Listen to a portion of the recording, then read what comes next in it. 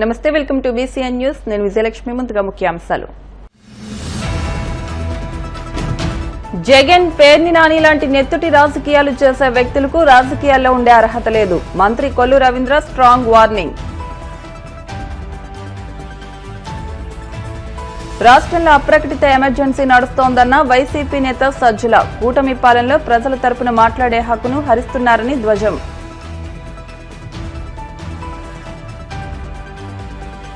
వాడపల్లి వెంకన్న ఆలయంలో ప్రత్యేక పూజలు. మంగళ వాయిద్యాల నడుమ శ్రీ స్వామి అమ్మవార్లకు మేలుకొలుపు సేవ, ఈశ్వరలక్ష్మి హోమం.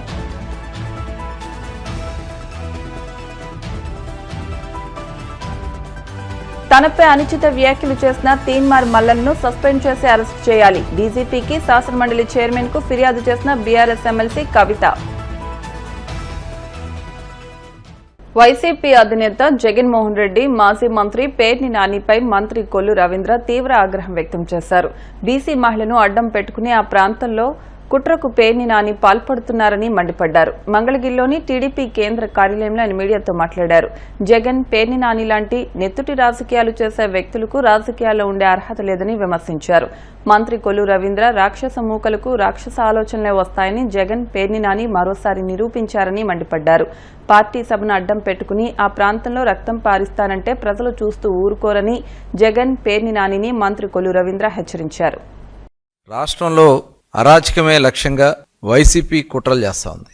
వైఎస్ఆర్ పార్టీ నాయకుడు జగన్మోహన్ రెడ్డి డైరెక్షన్లో రాష్ట్రంలో శాంతి భద్రతలకు విఘాతం కల్పించాలని, రాష్ట్రంలో ఒక కుట్రపూరితమైనటువంటి కార్యక్రమాలు చేయడానికి ఏ రకంగా పూనుకుందో ఇవాళ జరుగుతున్నటువంటి సంఘటనలే దానికి ఒక నిదర్శనం. ఇవాళ ఒక పక్క 5 సంవత్సరాలు రాష్ట్రాన్ని సర్వనాశనం చేసి, విధ్వంసాలు చేసి, రాష్ట్రాన్ని పూర్తిగా భ్రష్టు పట్టించి, రాష్ట్రంలోకి రావాలంటే భయపడే విధంగా మరి ఆ రోజు చేసినటువంటి విధానాలు చూసి ఇవాళ రాష్ట్ర ప్రజలు కూటమి ప్రభుత్వానికి అధికారాన్ని ఇస్తే, ఇవాళ కూటమి ప్రభుత్వంలో గౌరవ ముఖ్యమంత్రి చంద్రబాబు నాయుడు గారు, అటు పవన్ కళ్యాణ్ గారు ఉప ముఖ్యమంత్రిగా, యువ నాయకుడు నారా లోకేష్ గారు, యావత్ ప్రభుత్వ యంత్రాంగం, అధికారులు అందరూ కూడా నిరంతరం కష్టపడి ఈ రాష్ట్రాన్ని అన్ని విధాలా కూడా ముందుకు తీసుకెళ్ళాలి. ఈరోజు వెంటిలేషన్లో ఉన్నటువంటి పరిస్థితుల నుంచి ఇవాళ సంక్షేమ కార్యక్రమాలు అమలు చేస్తున్నారు, అటు అభివృద్ధి కార్యక్రమాలు అమలు చేస్తూ ఉన్నారు. ప్రజలు కూడా చాలా సంతోషంగా ఉన్నారు. మరి ఇలాంటి పరిస్థితుల్లో ఇవాళ కుట్రలు చేస్తూ ఉన్నారు. వైసీపీ నాయకులు రాష్ట్రాన్ని రావణ కాష్టంగా చేయడానికి ప్రయత్నం చేస్తూ ఉన్నారు. ఇది చాలా దురదృష్టకరం. ఇవాళ వాళ్ళ కుట్రలు ఏ రకంగా ఉన్నాయి, ఈరోజు ఏ రకంగా రాక్షస మూకలని, రాక్షస ఆలోచనలు వస్తాయనే దానికి మరి నిన్న పేర్ని నాని గారు మాట్లాడినటువంటి మాటలే ఒక నిదర్శనం. ఇవాళ వాళ్ళ యొక్క ఆలోచన విధానాలు, ఇవాళ వాళ్ళ కుట్రలు, ఎందుకంటే ఆ నాయకుడే ఒక దుర్మార్గమైనటువంటి ఆలోచన ఉన్నటువంటి వ్యక్తి. జగన్మోహన్ రెడ్డి ఒక దళితుడైనటువంటి ఒక వృద్ధుడిని కారుతో తొక్కించి చంపేసి రప్ప అని మాట్లాడుతూ ఉన్నాడు. ఇవాళ ఆ నాయకుడే ఆ రకంగా ప్రవర్తన చేస్తూ ఉంటే ఇవాళ కింద ఉన్నటువంటి నాయకులు, మనం చూసాం పామరు సభలో, ఇదే ఒక బియ్యం దొంగ పేర్ని నాని కన్ను కొడితే వేసేయాలంట, కన్ను కొట్టి వేసేసి పొద్దున్నే వెళ్ళి పరామర్శించాలంట. అసలు ఏంటి, ఎక్కడ పోతా ఉంది రాష్ట్రం, ఏమైపోతుంది వీళ్ళ ఆలోచన విధానాలు? అంటే ఈరోజు అధికారంలో ఉన్నప్పుడు ఇలాంటి కుట్రలే మీరు చేశారు, అధికారం పోయినా కూడా ఈ రకమైనటువంటి కుట్రలు చేసి రాష్ట్రాన్ని సర్వనాశనం చేయాలని చూస్తూ ఉన్నారు. మీరు సభ పెట్టుకోండి, దానికి ఎవరు కాదనరు.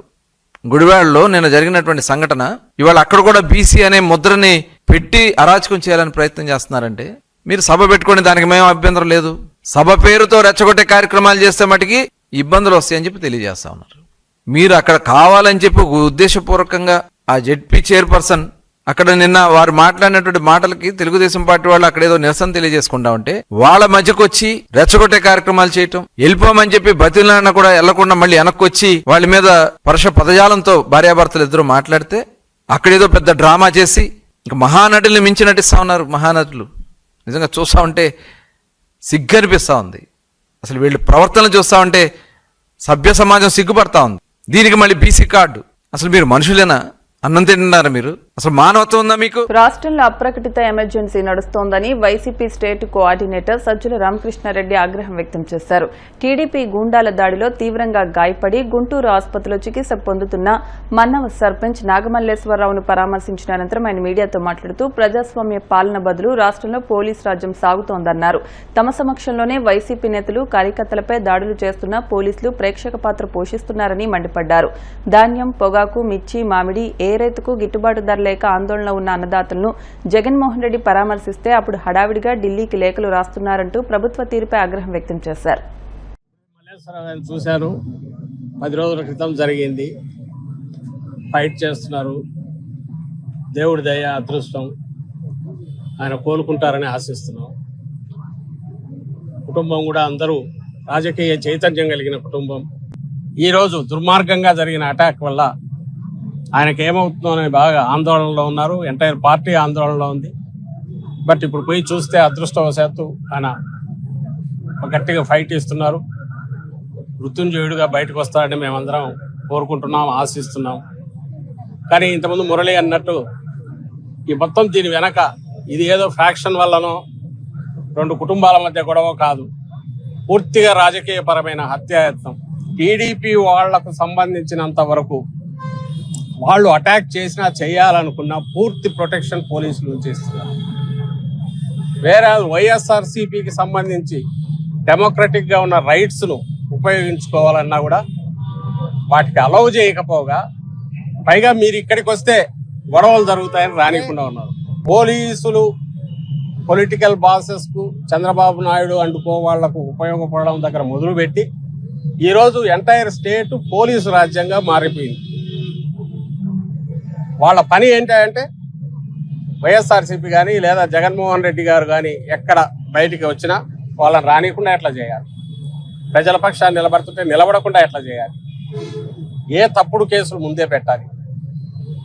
ఆ అత్యుత్సాహం చూస్తే ఆశ్చర్యం వేస్తారు. జగన్మోహన్ రెడ్డి గారు ఇంతవరకు ఒక్కసారి కూడా రెచ్చగొట్టే మాటలు కానీ బయటకు వెళ్ళినప్పుడు వైఎస్ఆర్ పార్టీ, కాంగ్రెస్ పార్టీ అభిమానులకు, కార్యకర్తలకు, శ్రేణులకు చెప్తోంది జగన్మోహన్ రెడ్డి గారు అండగా ఉంటారు. మీ చంద్రబాబు నాయుడు గారు ఆయన అక్రమ పద్ధతుల్లోనో, దుర్మార్గంగానో, అణచివేసే ధోరణిలోనో ఎన్ని ప్రయత్నాలు చేసినా ఫిజికల్గా హార్డ్షిప్ ఉంటుంది, కష్టాలున్నాయి, మానసికంగా కుంగదీయాలని చూస్తున్నారు. బట్ ఇవి తగిలే కొద్దీ ఇంకా గట్టిపడుతోంది పార్టీ. ఇంకా కార్యకర్తలు గట్టిపడుతున్నారు.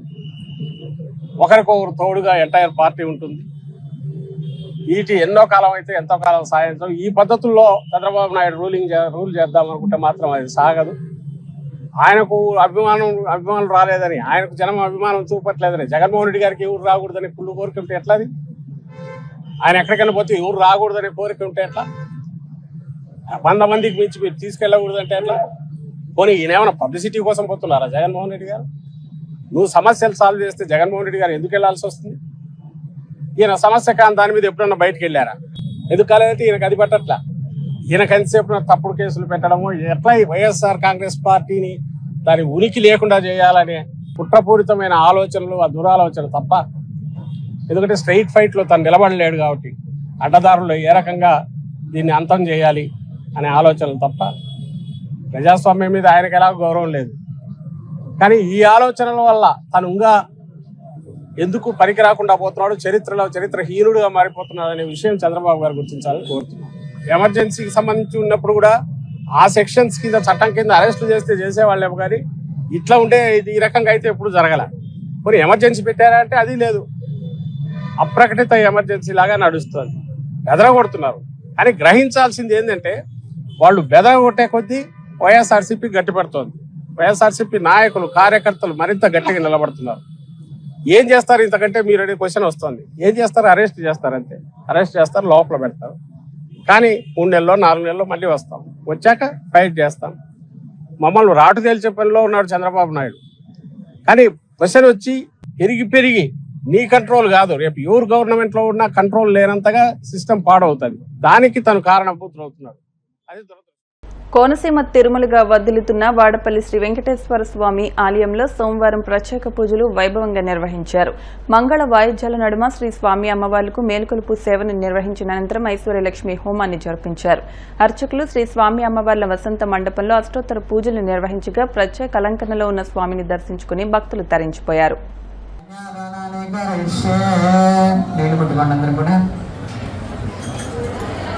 అద్భుతగాత్రాయ కాపదార్థప్రదాయన శ్రీమద్వేంకట నివాసాయ శ్రీనివాసాయ మంగళం.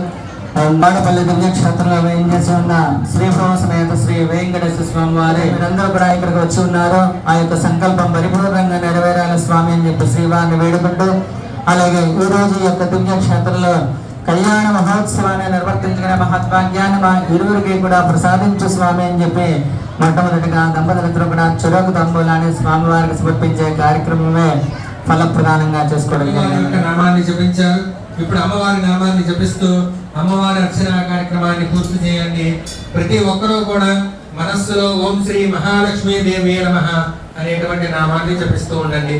ఓం శ్రీ మహాలక్ష్మీ నమః, ఓం శూన్యే నమః, మహ్యే నమః, ఓం ప్రకృత్యే నమః, వికృత్యే నమః, విజ్ఞానయే నమః, ఓం సర్వభౌతాయ ప్రదాయ నమః, శ్రద్ధాయ భూత్యే నమః, ఆనంచే నమః, దీచే నమః, దీప్తాయ నమః, మోస్తాయ నమః, మస్తారణ్యే నమః, నమామి కమలాయ నమః, కాంతాయ నమః, కామాక్షే నమః, రోగ సంభవాయ నమః, అనుగ్రహప్రదాయ నమః, ముక్తే నమః, అనగాయ నమః, రమాయ నమః, పద్మనాథాయ నమః, దేవ్యే నమః, పత్రే నమః, చంద్రరూపాయ నమః, ఇంద్రాయ నమః, నక్షత్రాయ నమః, ఆహ్లాదజనకే నమః, పుష్టే నమః, శివాయ నమః, సుకర్తే నమః, సత్యే నమః, విమలాయ విశ్వజనన్యే నమః, శాంతాయ నమః, హరిణ్యే నమః, హేమమాలిన్యే నమః, దారిద్ర్యదోషన్యే నమః, దేవ్యే నమః, సర్వమంత్రమాలిన్యే నమః, శ్రీ నమః, ఓం విష్ణవే నమః, పురుషాయ నమః, సత్యాయ నమః, అచ్యుతాయ నమః, మంత్రదాయ నమః.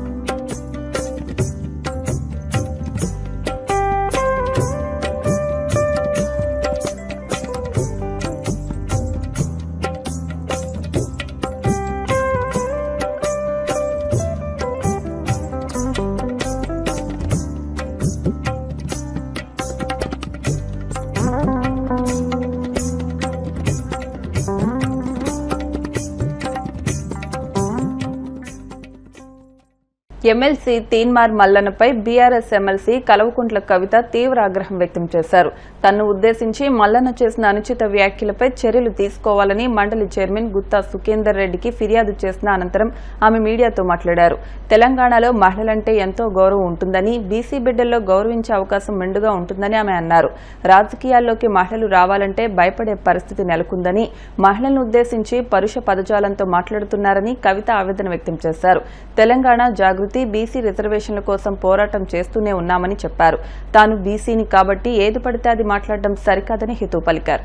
తెలంగాణ రాష్ట్రంలో ఆడబిడ్డలంటే ఒక ప్రత్యేకమైనటువంటి గౌరవం ఉంటుంది. మొత్తం దేశంలో ఒక రకమైనటువంటి సంస్కృతి ఉంటే తెలంగాణ రాష్ట్రంలో ప్రత్యేకించి బీసీ బిడ్డల ఇళ్లలో మరీ ముఖ్యంగా ఆడబిడ్డలకు కాళ్ళు మొక్కి ఏదన్నా శుభకార్యం ఉంటే తండ్రులు అన్నదమ్ములు బయటకు వెళ్లేటటువంటి సంస్కృతి ఉంటుంది. బోనం ఎత్తుకున్నటువంటి ఆడబిడ్డను ఆల్మోస్ట్ అమ్మవారిని చూసినట్టు చూసేటటువంటి ఒక పవిత్రమైన సంస్కృతి మన తెలంగాణ రాష్ట్రంలో ఉంటుంది.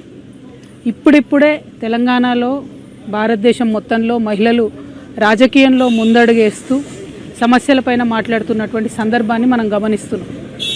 మహిళలు రాజకీయాల్లోకి వచ్చినటువంటి వారిని చాలా పరుషమైనటువంటి పదజాలంతో ఒక బాధ్యతాయుత పదవిలో ఉన్నటువంటి వ్యక్తులు విమర్శ చేస్తే మరి వాళ్ళు వచ్చేవాళ్ళు కూడా రాకుండా వెనక్కి తగ్గేటటువంటి పరిస్థితి ఉంటుంది. నా ఒక్కదాన్ని ఈరోజు ఎమ్మెల్సీ నవీన్ గారు, చింతపండు నవీన్ అలియాస్ తీన్మార్ మల్లన్న గారు ఎంత దారుణంగా మాట్లాడినరో తెలంగాణ ప్రజలందరూ చూసిండ్రు. అసలు మేము ఆడబిడ్డలు అట్లాంటి మాటలు కనీసం మా నోటితో కూడా ఉచ్చరించేటటువంటి పరిస్థితి కూడా ఉండదు. సిగ్గు అనిపిస్తుంది, నిజంగా బాధ అనిపిస్తుంది. ఎందుకు రావద్దా? ఆడపిల్లలు బయటికి రావద్దా? రాజకీయాల్లో ఉండొద్దా? చెయ్యొద్దా రాజకీయం? ఏం మాటలు ఇవి? అంశం మీద మాట్లాడాలనుకుంటే, ఇష్యూ మీద మాట్లాడాలనుకుంటే ఇష్యూ బేస్డ్ మీద మాట్లాడండి. దాదాపు 1.5 year నుండి తెలంగాణ జాగృతి నుండి బీసీ అంశాల్లో మేము అగ్రభాగాన నిలబడి పోరాటం చేస్తున్నాం. నేను ఏ ఒక్కనాడు కూడా తీన్మార్ మల్లన్న గారిని ఒక్క మాట కూడా అనలేదు. నేను అసలు ఆయన నన్ను ఎందుకన్నాడో కూడా నాకు తెలియదు. నన్ను అనాల్సిన సందర్భం ఏందో కూడా నాకు తెలియదు. సరే, ఆయనకి ఏం కోపం ఉందో లేకపోతే ఎవరన్నా ప్రేరేపించిండ్రో ఎందుకన్నారో నాకు తెలియదు. తీన్మార్ మల్లన్న గారిని మాత్రం నేను ఒకటి రిక్వెస్ట్ చేస్తూ ఉన్నా, మీరు బీసీ బిడ్డ కాబట్టి ఏది పడితే అది మాట్లాడితే చెల్లిపోతుంది కరెక్ట్ కాదు. గుర్తుపెట్టుకోండి మల్లన్న గారు, తెలంగాణ ప్రజలు ఎక్కువ కాలం పరుష పదజాలాన్ని సహించరు. మీరు ఎటు పడితే అటు మాట్లాడితే చూసుకుంటే ఎవరు ఊరుకోరు. మీరు మాట్లాడిన దానికి డెఫినెట్గా ఆవేశం వచ్చి మా కార్యకర్తలు, మా నాయకులు ప్రజాస్వామ్యబద్ధంగా ప్రొటెస్ట్ చేయడానికి వచ్చారు. అయితే మీరు కాల్పులు జరుపుతారా? సామాన్య ప్రజల మీద కాల్పులు జరిపేంత అంత క్రూరత్వం ఎందుకు? అంటే ఒక ఆడబిడ్డను ఎంత మాట పడితే అంత మాట అనేసి ఇది తెలంగాణ పదజాలం గిట్లనే ఉంటుంది గట్లనే ఉంటుంది అని అంటే, ఇది మీ టీవీ కాదు, మీరు మేకప్ వేసుకొని వేసే డ్రామా కాదు. ఇది రాజకీయము, ఇది ప్రజాస్వామ్యము. ఇందులో అనేక మంది ప్రజల యొక్క జీవితాలు ముడిపడి ఉన్నాయి. ముఖ్యమంత్రి గారు, నేను మిమ్మల్ని డిమాండ్ చేస్తూ ఉన్నా, మీరు తక్షణమే మల్లన్న గారిని అరెస్ట్ చేయకపోతే మల్లన్న గారితో ఈ మాటలు మాట్లాడించింది మీరే అని కూడా తెలంగాణ ఆడబిడ్డలు అందరూ అనుకునేటటువంటి పరిస్థితి వస్తుంది. మీ కుటుంబానికి ఒక న్యాయం, తెలంగాణ ఆడబిడ్డలందరికీ ఇంకో న్యాయం ఉంటుందా? ఇంకా మాట్లాడతాం, మాకు అవకాశం ఇస్తే ఆడబిడ్డలకి ఇంకా మాట్లాడతాం. ముఖ్యమంత్రి గారు నేను డిమాండ్ చేస్తూ ఉన్నా, ఎట్టి పరిస్థితుల్లో వెంటనే తీన్మార్ మల్లన్న గారిని అరెస్ట్ చేయాలి. మేము రేపు ఉమెన్స్ కమిషన్ కూడా వెళ్తాం, నేషనల్ ఉమెన్స్ కమిషన్ కూడా వెళ్తాం. ఇప్పుడు కాసేపు ప్రకటనలు.